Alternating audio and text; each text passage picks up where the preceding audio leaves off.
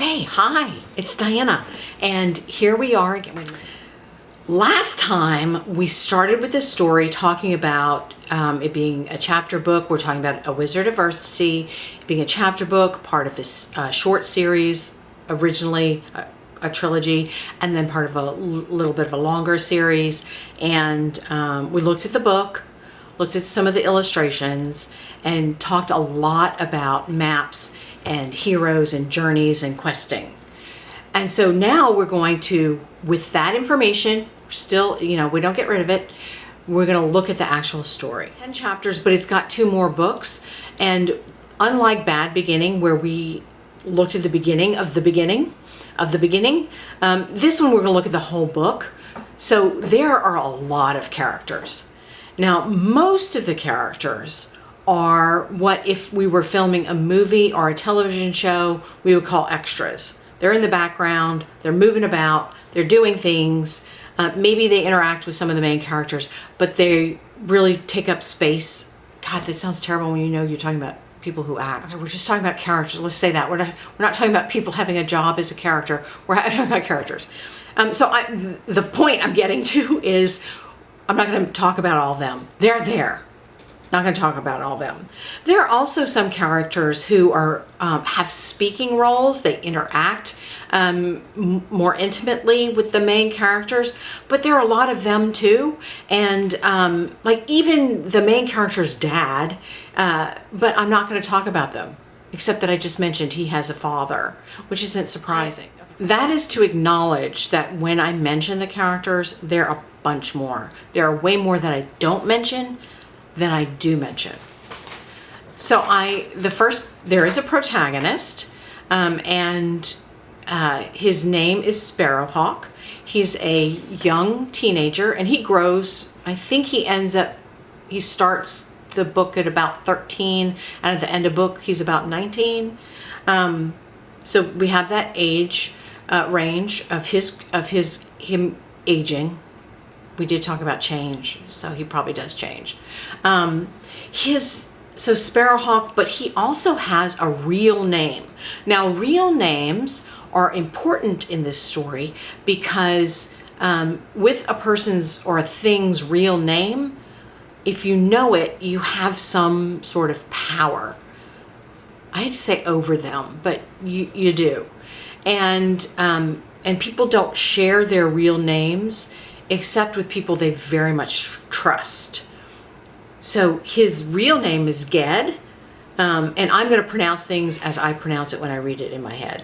His real name is Ged, but a lot of people call him Sparrowhawk because he doesn't share with everybody his real name.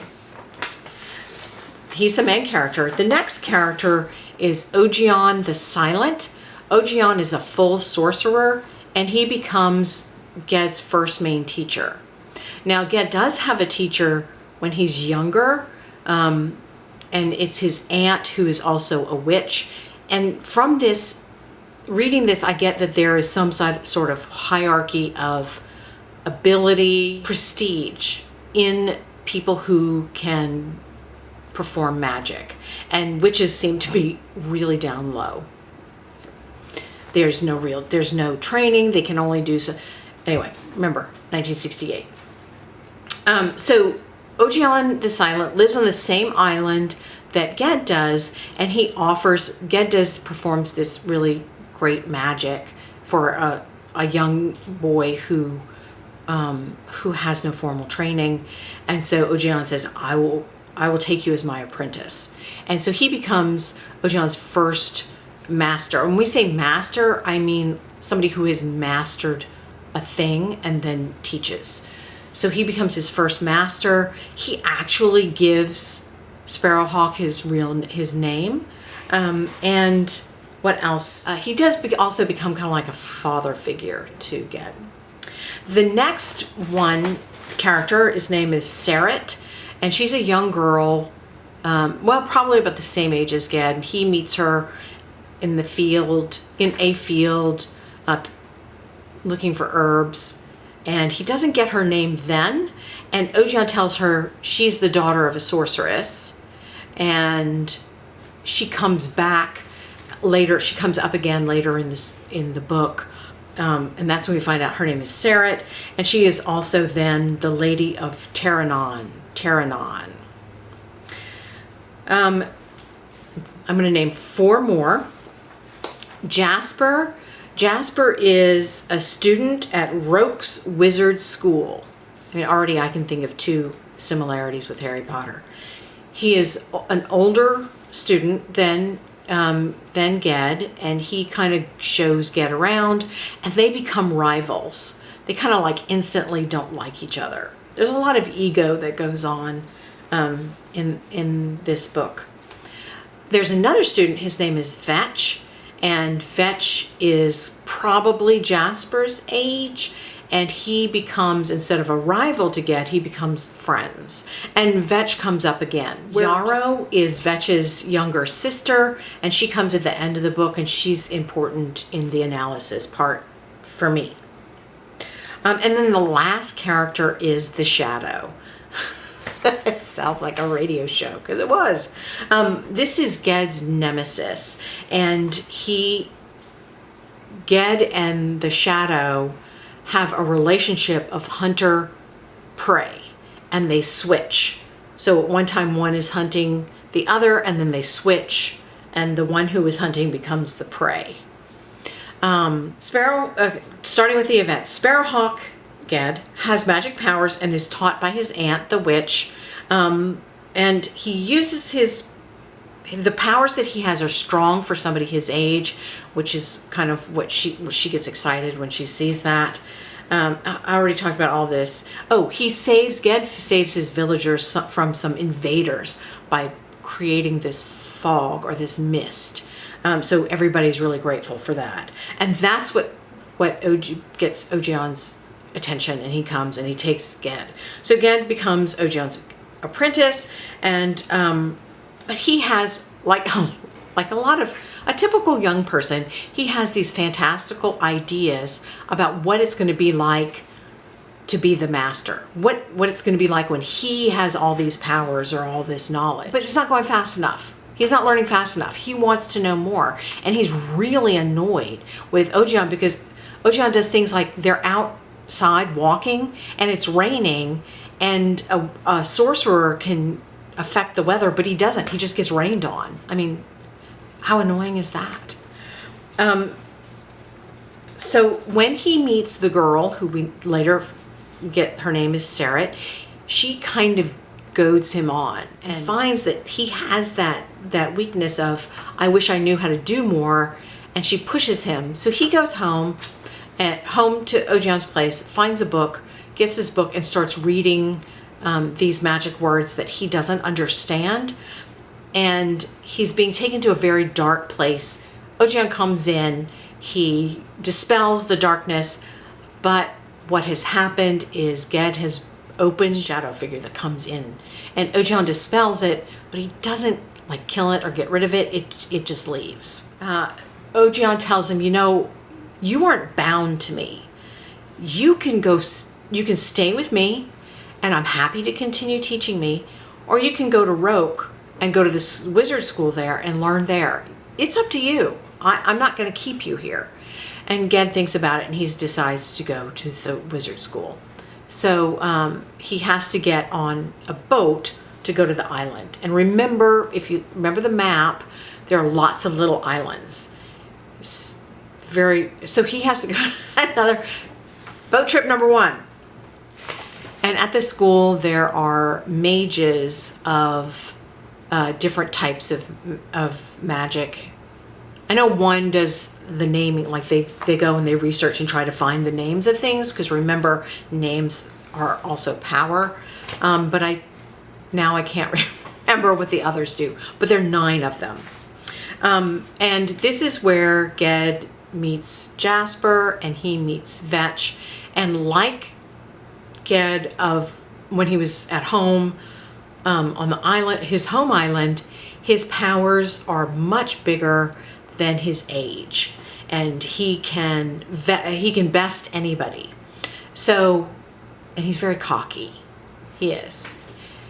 So there's a point where Jasper and he are going to duel, and Vetch is trying to talk them out of it. Don't do it. Don't do it. Nothing good is going to come of it. But nobody wants to listen to sense, do they? It's Jasper who says, I bet you can't raise somebody from the dead. So they're not dueling anymore. It's more like a double dog dare you. And of course, Ged doesn't say no, doesn't listen to Vetch, and that's when he summons this lady, and the shadow returns. Now we saw the shadow before and disappear quickly, but now the shadow is there, and it's a big thing. It attacks Ged. He has to be saved by the head mage, and they put him into the hospital. And when he comes back, when he heals, Vetch is gone. Not like he's disappeared, but he graduated and he is gone. And so is Jasper. And Ged has become a lot more humble, because when you almost kill yourself and create great havoc in the world because you were overly proud, had too much hubris, then, maybe a character gets knocked back a little. And he has a lot more humility, and he's a little more timid and kind of scared of what he did. He's also older than all the people he's studying with. And he doesn't show off. He does, just totally different. Kind of like that change thing going on. But he does graduate. He gets his staff. That's like the big things. They get a staff. And that's, it seems to be in that hierarchy thing that you can know magic. But if you're a sorcerer with a staff, that's like high level. Maybe not the highest, because I think the mages are high, but it's high level. So he gets a staff, and then he becomes, there are the different islands, and different islands want a resident sorcerer. So he goes to an island where he is the resident sorcerer. First half ends. There's a dragon that they are worried about. Not just one dragon, but there's 9 of them total, because they're baby dragons. So Ged needs to leave because the shadow is still out there, and he needs to, I think he's running away from it this time. Remember, hunter and prey, and they take turns being each. So at this point, he's the prey, and he doesn't want the shadow to come and hurt the people there. So, but he's been hired to make sure they're safe from the dragon. So he goes and he kills a couple of them. I think he kills like 3 of them because they're babies. But the big old dragon comes out, and Ged knows its name, or he figures out its name. And remember, name equals power. So he then has power over the dragon. And he tells the dragon, you need to leave these people alone. And the dragon counter offers, I'll tell you the name of the shadow. I'll give you power over that thing. And it's tempting because Ged needs power over this thing he can't get rid of. It's connected to him in some way. But he's got to honor why he was hired, which is to take care of the dragon. So he says, no, this is what I want you to do. I want you can stay here, but make sure you and none of these little dragons go bother these people. So that's how he takes care of the dragon. And then he gets on a boat. And from then on, so the second half of the book is almost constant movement. He's being hunted, and he's hunting that shadow. A lot of dangers he comes into, but that main danger of that shadow still is hanging over him. He does meet Vetch again. And Vetch is the resident sorcerer of another island. It happens to be the island where Vetch is from. So he lives there with his younger sister and younger brother. And the sister, I told you her name is Yarrow, and we'll see her again, but I will talk about her in the food section. Vetch goes with Ged on this final leg of his journey, and he's helpful, but he can't fight the shadow. He's kind of like bear's witness almost. They finally find the shadow, and by this time they have turned, where Ged is no longer running from the shadow. He is now chasing the shadow. And the interesting thing that happens is when he turns to chase the shadow doesn't turn right back. It doesn't stay facing him. It starts running. There's a final fight with the shadow and the shadow knows Ged's name, where Ged also screams the shadow's name, and they scream at the same time, and the name they both scream is Ged. Ta-da! The shadow is him. The quote. Ged had neither lost nor won, but naming the shadow of his own death with his own name had made himself whole, a man who, knowing his whole true self, cannot be used or possessed by any power other than himself. So that's kind of where the book ends. I alluded to it in the introduction, and I did mention it when I said I'm going to talk about Yarrow Vetch's sister when I talk about food. There's been no food. There is almost no food. At some point when I was reading this book, like I did with the map, and like, man, there's a lot of maps, there's no food. For somebody who, if you're traveling around, that becomes kind of important. And if you happen to stop in a place where you can get food, that would seem to be important. But there's almost no food, which is why I stuck this book in here. And it's an interesting aspect that has not cropped up before. We will absolutely talk about that with analysis. But before we do that, we're going to talk about food, because I found one. All right, thank y'all for listening. It was long, it was involved. I probably got some things wrong, but it's exciting, and it's exciting. So if you enjoy these videos, please like, subscribe, and share them. See y'all.